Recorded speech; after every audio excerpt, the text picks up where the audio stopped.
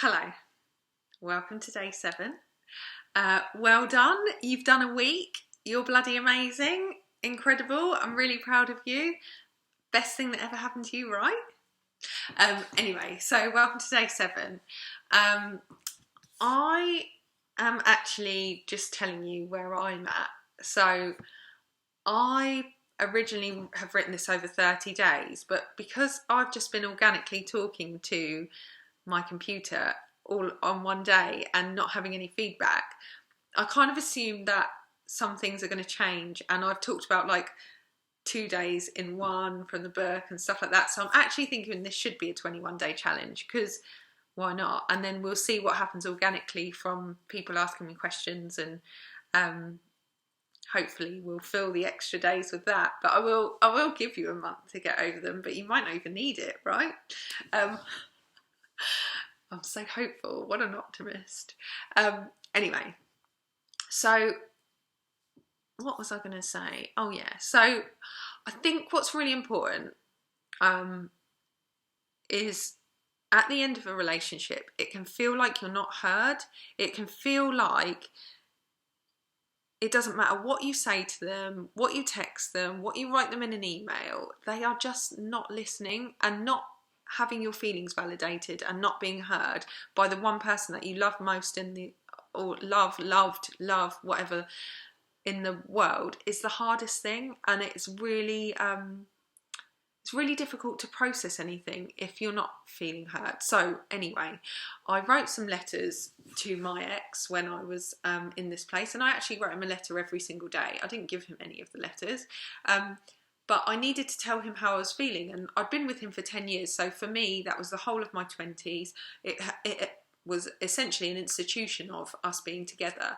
I'd never been single since I left school, and I was so used to telling someone else how I felt that I wasn't really in contact with how I felt just by myself. Like I needed someone else to always process that. So anyway, so I started writing him letters, and I think that I think this is really important for you to do, and I think that for you to feel heard and processed, not by him now, but by you. You are the leading lady or man in your life, and from this point onwards, you are your most biggest critic, your best judge, your best friend.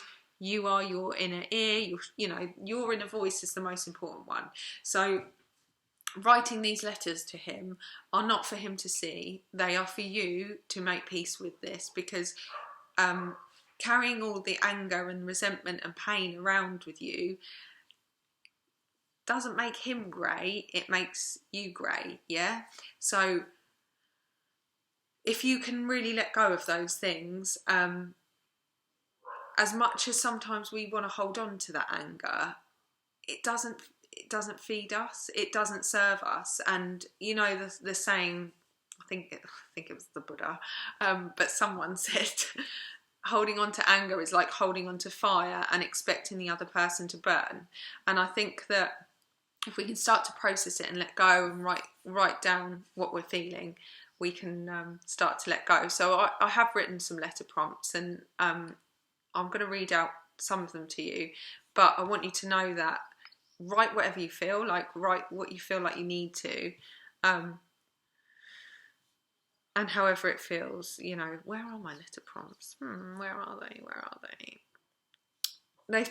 I can't find them, but I'll find them at some point. But they're essentially, I wish that you had. I am sorry that. I wish that you hadn't.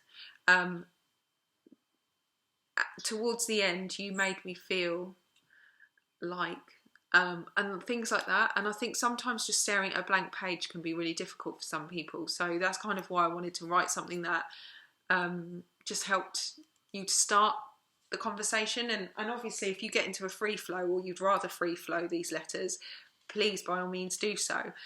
But let me know what they bring up and how you feel afterwards, and if there's any more that I can touch on. But yeah, so it's quite a short one today.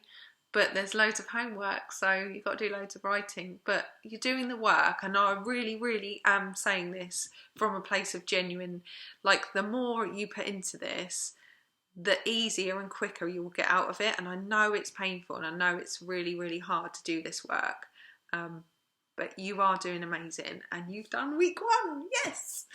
Let me just check there's nothing else I wanted to say to you today. No, there's not. So congratulations, you've completed week 1. Now you just got to write 200 letters. No, I'm only joking. You just got to write however many letters you want. And if you'd like the letter prompts, just send me a message. And I'll probably put them in my stories. I should do that, shouldn't I? But if you actually want them so you can print them off, email me.